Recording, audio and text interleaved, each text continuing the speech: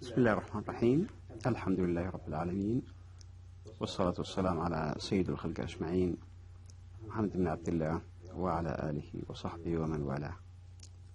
Dear students, today we go on the topic of Major Barbara in the second part, chapter 6, which deals with 2 points or 2 titles.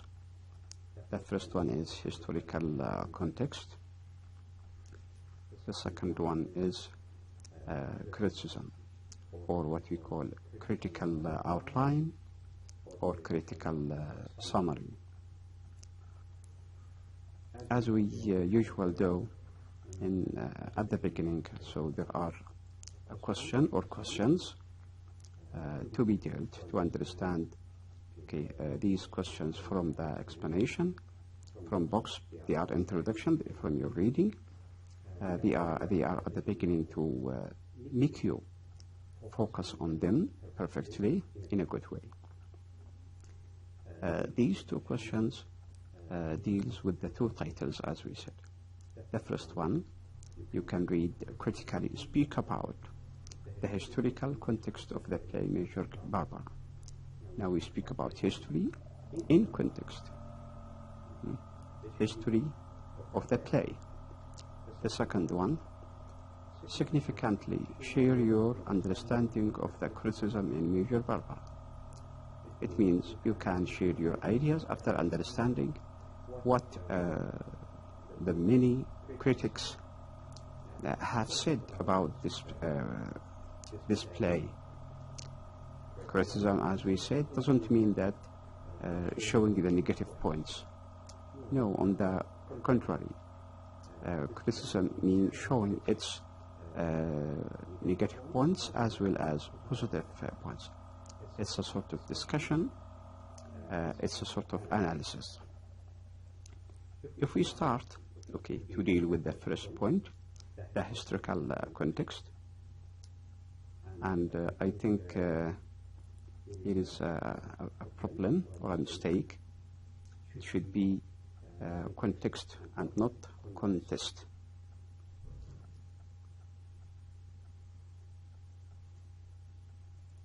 Here should replace the S with the X. So it is context.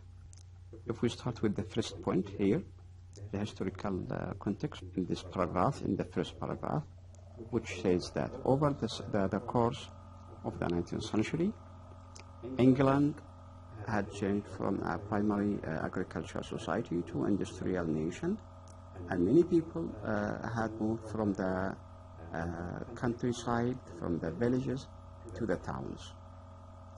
The rise in industry brought an increasing amount of worker unrest and unemployment, which rose between 1900 and 1904. At that time, the government began to take more responsibilities for the unemployed. Here is what you call a sort of real events, sort of history, historical events. So we need to realize, we need to connect these historical events with the actions or the events of this play, Major Barbara.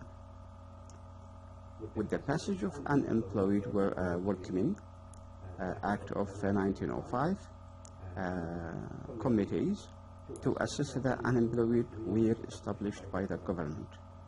Yet unemployment remained a major problem.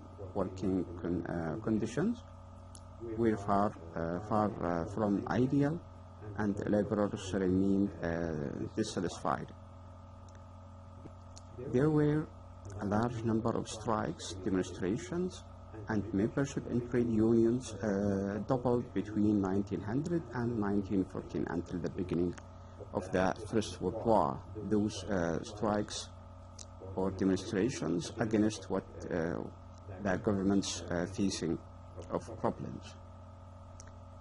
In this climate, the Socialist Fabian Society, of which Shaw was a member, gained influence. We spoke at the beginning about Fabianism, and the connection with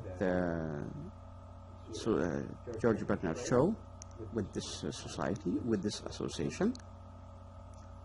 The Fabians believed in changing society through participation in government, not to stand against the government, as we mentioned before, as opposed to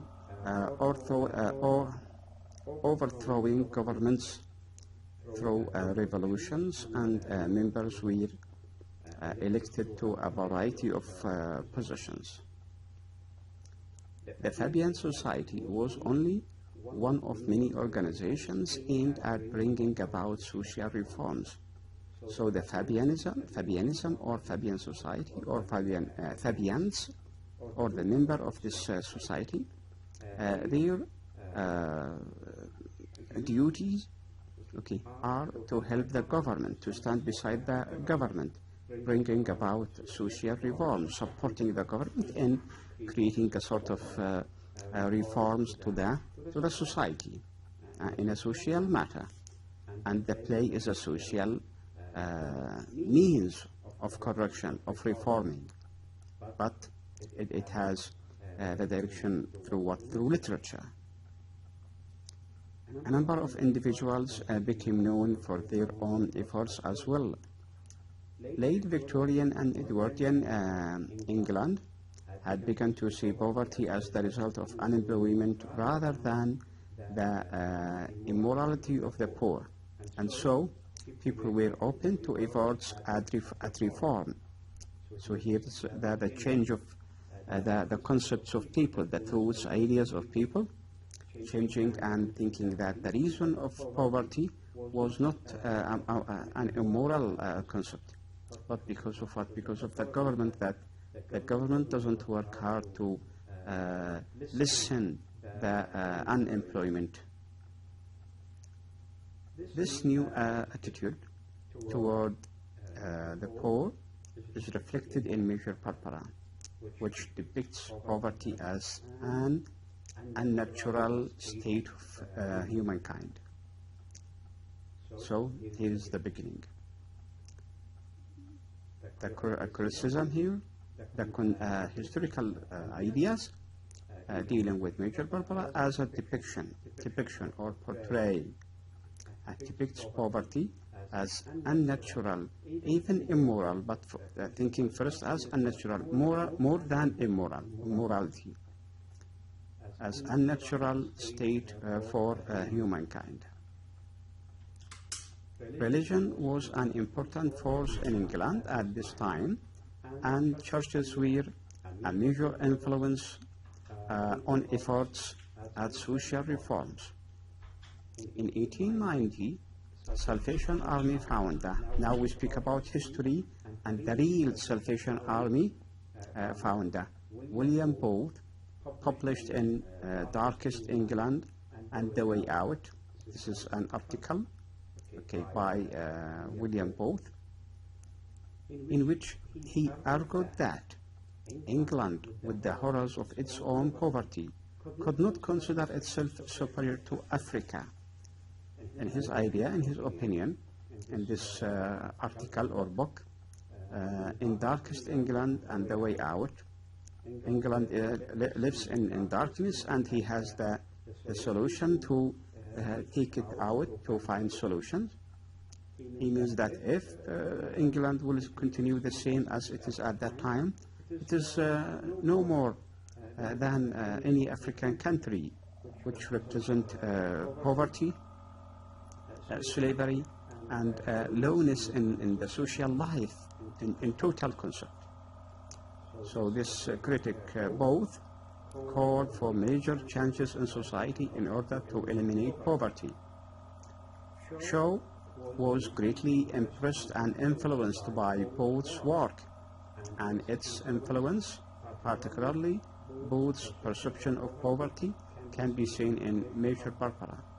So mostly George Bernard Shaw was influenced by William Booth, that the ideas of Booth are clearly shown, mostly shown in this play. Although the importance of churches at this time cannot be ignored, there was also a rise in agnosticism, which means skepticism, reservation, uncertainty, non-belief. So the belief that it is impossible to know whether or not there is a God. The concept, the idea here, dealing with what? Dealing with skepticism or reservation, not beliefs, or uncertainty. The term agnostic, in fact, was coined by the British naturalist Thomas Huxley in 1869. In 1859, Charles Darwin had published The Origin of Species, and this controversial production or book made Europe in a very mess for decades. That the majority of people, they believed in this theory, and so I don't know what to say about it, but to find people believes in it, they mean that they have no belief at all, they have no religion at all, in which Darwin presented his theories of evolution and natural selection.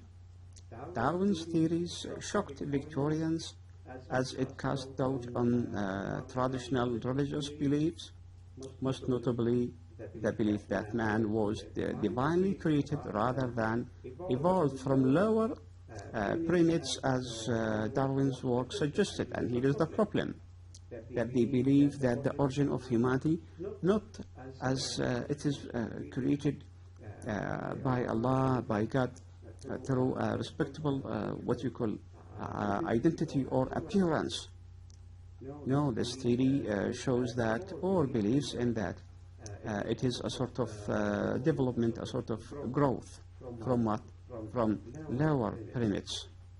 And so I cannot say how we believe. So we as Muslims, we know that the origin of humanity created directly, clearly by Allah subhanahu wa ta'ala through Adam and Eve. And we know this story because it is mentioned in the Holy Quran. Okay, and we know what is Holy Quran. So, and religious people still felt threatened by Darwin's theories in the late 19th and early 20th centuries. So to find people believe in that, so difficult. But also that the people are diverse in their minds, in their thinking, in their behaviors, and in education or experience also. For many, this period was a time of doubt, as scientific progress seemed to call the truth of religion into question. In general, the goal of increasing developments in science and technology as well and technology was itself doubt. And this is very dangerous, that people, they don't understand the importance of science, the importance of creativity, the importance of production for the welfare of people. So people, because of their, what we call, shortcomings of minds, they stood against science and scientific and technological elements of life. Early in the 19th century, the low days or low date, okay, and this is the prescription for the pronunciation of this group, who considered advances technology to be an evil. So they stand against what? Against any sort of technology. This is the articulation or prescription of this group, who considered advances technology to be an evil. So their point of view that any scientific production, creativity, technology is a sort of evil, and this is against the notion of mind. So had literally smashed the machines of the Industrial Revolution. This mistrust of scientific and technological progress is reflected in Major Barbara when Undershaft delights in the development of more advanced weapons technology, which is beta, because it can kill people more efficiently. Okay, it is continued into the next century. The idea continued from the 19th century until the 20th century. Now we move to the last topic, the last title of Major Barbara, the second part of this session or of this class. So it deals with criticism, critical outline, critical summary. You can call it this or that. So let's discuss some points of view of some critics. In the second volume of his biography, Bernard Shaw, Michael Holroyd writes of early reactions to Major Barbara's first production, focusing on the fact that, as he puts it, as Holroyd, he says, the critics were impressively divided. As we said, the idea can be with Barbara. The idea, so some can say that the idea is beside Undershaft. Okay, and here is the controversial elements we can find. Holroyd quotes one reviewer who spoke of the play's religious passion.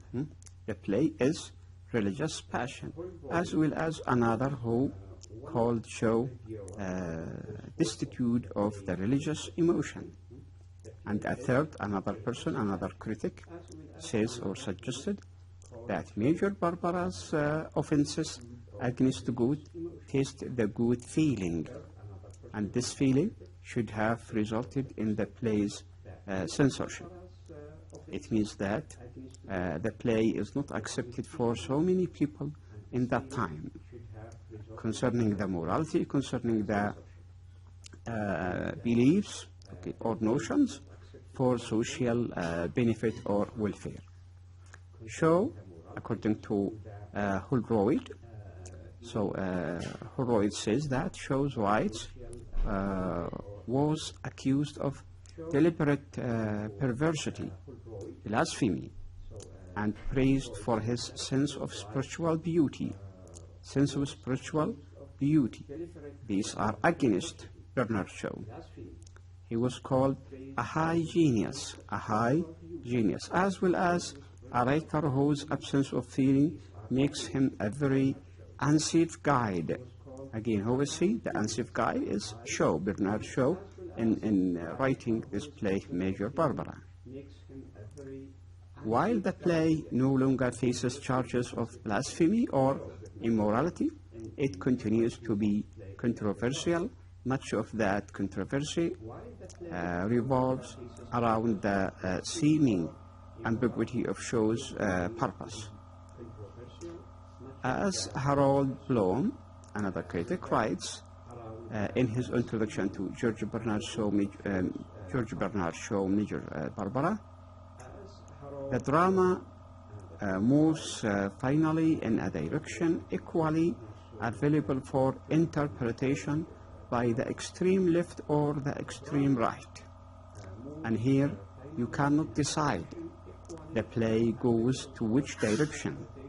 So according to Bloom, the play can be explained to the side of Undershaft, which is left, for example, or to the side of Barbara, his daughter, yes, which represent rightfulness, not only rightfulness.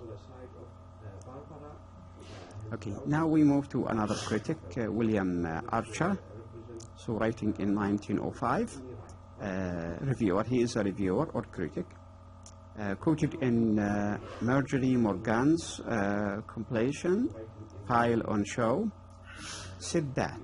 So Archer said that the play is one long discussion between Barbara and undershaft.